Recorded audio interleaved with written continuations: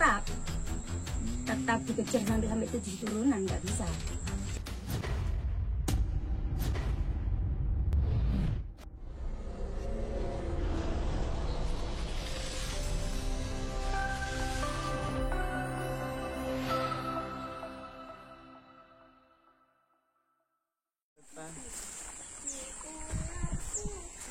Ya teman-teman, saat ini kita bersama spiritual yang sudah tidak asing lagi, Mbak Titik, yang akan mengantar kita ke sebuah tempat yang konon di tempat yang sakral ini para pejabat, para orang-orang sukses, ya.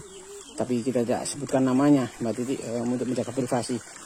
Ini sudah pernah datang ke sini di lereng Gunung Welirang ini, teman-teman, ya. Ada sosok atau tempat di mana ular besar yang berwarna putih yang menjaga dari goa atau tempat bersemayamnya atau tempat bertapanya atau syarat untuk mencari pesugihan. Jadi kalau mau kaya, kalau mau terpenuhi hajatnya, maka beliau dengan para yang punya hajat itu harus masuk ke dalam goa ini dan harus mau diajak menikah oleh siluman ular putih itu. Bagaimana?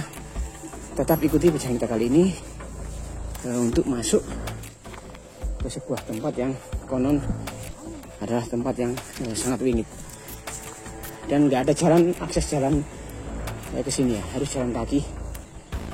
Nanti kita ke sana, ke bukit itu, ya teman-teman. Terus ikuti perjalanan kita kali ini, jangan skip agar tidak ketinggalan setiap momen-momen yang akan kita tanyakan kepada spiritual wanita kita. Yang dimana tempat ini merupakan sebuah gua keramat, ya, yang maksudnya, ya. Iya benar. Gua atau punden yang dikeramatkan oleh warga lokal sini, yang dimana tempat ini terkenal dengan nama tempat untuk ritual pencari pesugihan, gitu Mbak Titi, ya? Iya benar. Ini dinamakan gua apa, Pak? Gua ular putih. Karena mungkin disebut dengan gua ular putih, mungkin penunggu dari tempat ini siluman ular putih, gitu ya, Pak, ya? Benar. Ratu. Mbak Titi ini seorang dukun juga supranatural yang berawal kemarin kita sempat review ke rumahnya, dan ini kita diajak ke sebuah punden yang menurut informasi dari di belakang layar, ya Mbak Titi bilang, Mbak, dulu pernah melakukan pertapaan di tempat ini, Mbak Titi. Iya benar. Belum mendapatkan kemampuan seperti itu spiritual, ya. Iya. Ya, ini kan yang ingin kita tanyakan, Mbak Titi. Tempat ini yang ada di lereng Gunung Welirang ini kan terkenal tempat pesugihan, ngoten nggih? Oh iya benar. Yang datang, yang pernah jenengan antar ke sini orang yang tamu, maksudnya tamu dari mana saja yang ada di sini, itu ada efek atau perlu tumbal atau gimana gitu, Mbak Titi? Ya pasti ada. Pasti ada. Tapi kan yang mau cari pesugihan kan sudah mengiyakan kayak gitu. Jadi siap dengan resiko yang akan dialaminya, gitu ya? Iya. Nah, boleh nggak kira-kira disebutkan apa kira-kira resiko yang diterima ketika, ya dalam arti gini, sesuatu yang ketika dijanjikan atau perjanjian dengan makhluk yang ada di sini atau belum di sini kan, itu kan termasuk perjanjian, gitu ya? Iya. Seandainya perjanjian itu diingkari, pasti ada resiko kan, gitu ya? Iya, tetap kan itu tetap di perjanjian kan, kalau perjanjian belum diputus kan nggak bisa.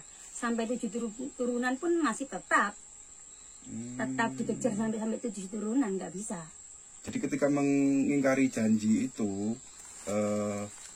sampai sebelum 7 turunan itu pasti dikejar, ya. Tapi seandainya persyaratan atau perjanjian itu tetap dijalankan, nggak ada risiko gitu? Ya ada, tapi nggak se ekstrim ditinggalkan waktu kayak gitu. Kalau boleh tahu nih Mbak Titi, perjanjian yang ada di sini dengan siluman ular putih itu apa perjanjiannya? Ketika orang itu melanggar perjanjian itu kan termasuk apa, perjanjian itu perjanjian apa gitu, maksudnya? Kayak perjanjiannya pengen kaya kayak gitu ya. Tapi resikonya satu, biasanya tumbal ke keluarga kayak gitu ya. Ada yang meninggal kayak gitu. Kan sudah menikah dengan siluman tadi. Iya, tapi anak-anaknya nanti kayak gitu diambil kayak gitu, tuker lah intinya. Oh, jadi selain menikahi siluman ular putih, tapi tetap juga minta tumbal nyawa. Tetap jalan. Berarti kekayaan itu hanya untuk dirinya sendiri, Mbak Iya, Titi, tidak bisa diwariskan. Tidak bisa. Nanti sama yang ini meninggal gitu ya.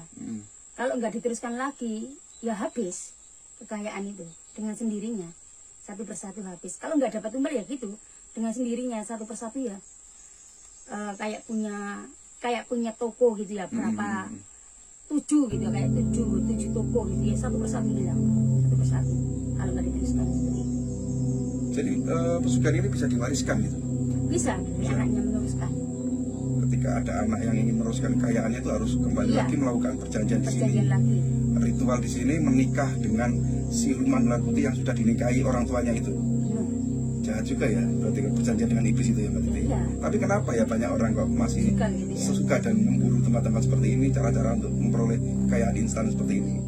Karena Kenapa dengan Pak? egonya orang-orang ya, kepingin terlihat kaya di dunia, kepingin terlihat wow di mata masyarakat, tidak memikirkan nantinya di akhirat seperti apa, kayak gitu kan rata-rata diterjang aja kayak gitu.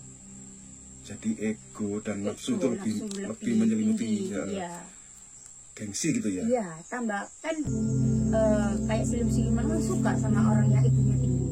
Orang yang bernafsu besar. Nafsu besar, pingin gitu, kayak gitu, pingin kaya, kayak. Padahal pada hakikatnya itu harta tidak dibawa mati ya Mbak Titi. Benar, nggak dibawa. Ada pesan-pesan nggak dengan tentang gini. Mbak Titi kan sering mengantar orang untuk ritual di tempat ini untuk mendapat kekayaan instan di tempat ini. Ya, barangkali di hari pribadi Mbak Titi sebenarnya itu hati nurani Mbak Titi itu bilang seperti apa? Miris kah atau gimana kah tentang orang-orang yang mengejar duniawi seperti itu? Kalau saya mikirnya itu miris. Kenapa yang kita lakukan seperti itu? Kayak gitu, itu pun gak dibawa mati kayak gitu ya. Kalau kita ingat ada anak nantinya takut sama yang di atas, yang nggak mungkin sampai melakukan seperti ini. Kerja keraslah dengan tangan kalian sendiri yang benar-benar rezeki yang berkah barokah seperti itu. Dalam hati Mbak Titi Dalam sebenarnya seperti itu. merasa miris juga ya. Iya. Tapi karena faktor tuntutan pekerjaan dan profesi Mbak Titi mau nggak mau harus mengantarkan mereka gitu ya Iya, Mbak Titi. benar. Tapi dalam artinya Mbak Titi sebenarnya janganlah. Janganlah, iya. Kalau bisa Jadilah rezeki yang halal kayak gitu. tapi dikembalikan lagi nanti semua itu tergantung individu masing-masing ya. Iya benar. Apa yang mereka lakukan pasti mereka juga pasti tahu kan harus resikonya akan di jalannya. Oh, iya. Jadi diterjang saja ya begitulah biar biar mereka sendiri yang merasakan. Tapi kira-kira Mbak Titi punya nggak rasa perasaan aku ikut berdosa Ya, apa ikut. enggak? Iya, merasa juga ya. merasa banget kayak gitu. Oke. Jadi sebuah tempat yang sangat mistis teman-teman yang ini tidak perlu kita sebutkan alamatnya karena ini berada di lereng gunung ya, perbatasan hutan ya.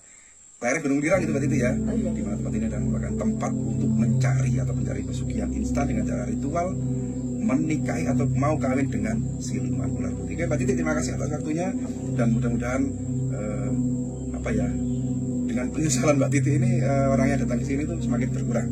Iya. Begitu ya. Amin. Dan kita ini mereview hanya mengedukasi biar tahu ya betapa banyak ya tempat-tempat mistis seperti ini di Pulau Jawa ini. Masih banyak tempat-tempat yang masih tersembunyi, yang banyak sekali yang misteri yang belum terpecahkan, termasuk di tempat ini dinamakan Gua Ular Putih. Mbak Titi, semoga panjenengan sukses dan sehat selalu. Amin. Terima kasih.